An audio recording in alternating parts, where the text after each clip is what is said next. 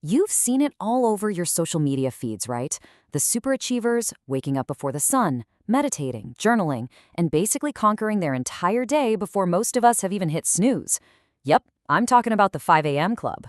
But is it really the secret to a better life, or is it just a viral trend that might be doing more harm than good? Let's dig in and figure out the real story. Is it a myth, or is there a miracle in there somewhere? And that's really the core question we're tackling. Is this routine a genuine key to unlocking our potential? Or are we just trying to jam ourselves into a one-size-fits-all trend that might actually be fighting our own biology? So first, let's just acknowledge the appeal here. I mean, the promise of the 5 a.m. club is powerful. The whole idea is that by just changing your wake-up time, you can get an edge, find some inner peace, and become way more productive. It's a really seductive thought, isn't it? And the heart of that promise is this one simple thing: quiet. Think about it. Before the emails start pouring in, before the kids wake up, before the world starts demanding your attention, you have this golden window of totally uninterrupted time. It's perfect for deep work, for creative brainstorming, or just for having a moment to yourself. That quiet time is a legit, powerful advantage, no doubt about it. Okay, but here is the catch. That promise of quiet time might be universal, but our bodies, they're not. To really get why the 5 a.m. club isn't some magic pill, we need to talk a little bit about our biology, specifically your body's own internal clock. The sciencey term for this is your chronotype. Just think of it as your own personal biological clock that's literally hardwired into you by your genes. It's what tells your body when to feel sleepy and when to feel wide awake and alert. And the most important thing to get here is that it's not a choice. It's not about discipline. It's literally in your DNA. Generally speaking, this genetic programming sorts most of us into two main groups. On one side, you have the larks. These are your classic early risers. They're naturally built to wake up early and feel their sharpest in the morning. The 5 a.m. club is basically tailor-made for them. But on the other side, you've got the night owls, who are wired to feel most awake, creative, and productive much, much later in the evening.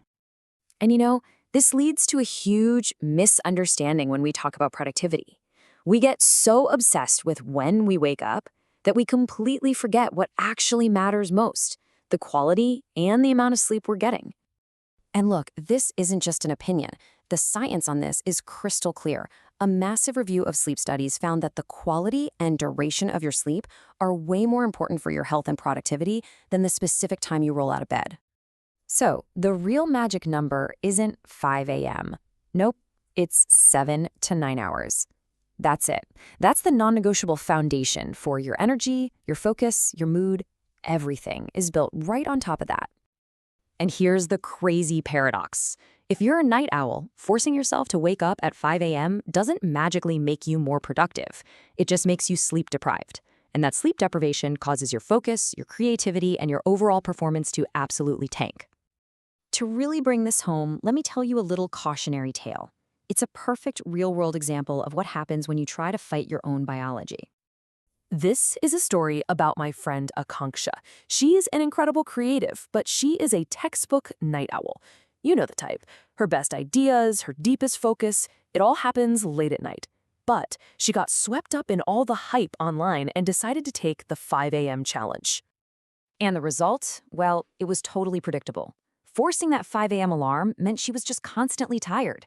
Pretty soon, her mood crashed, her focus was completely shot, and that dream of becoming some kind of super producer, it turned into a total spiral of stress and complete burnout. So what did she do?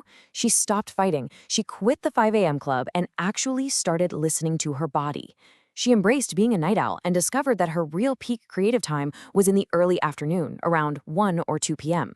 By scheduling her most important work for then, she started doing amazing work in less time and without all the stress. Akanksha's story really gets right to the heart of this whole thing. The goal isn't to find some perfect routine that works for everybody. It's about a simple choice. Are you going to align with your biology, or are you going to try and force it? And this chart shows the fundamental difference. The myth is the forced routine. You follow a trend, you tell yourself, I have to do this, and you risk burning out. The reality is the aligned routine. You listen to your body, you ask yourself, wait, when am I actually at my best? And you find productivity that you can actually sustain.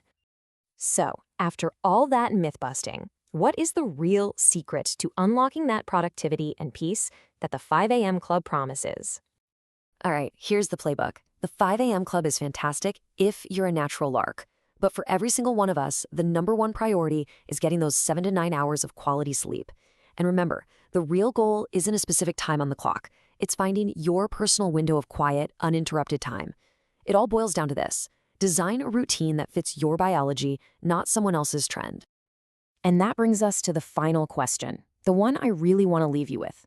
Forget all the trends and the online gurus for a minute and just ask yourself, when do you truly feel your best? Are you a morning person or are you a night person?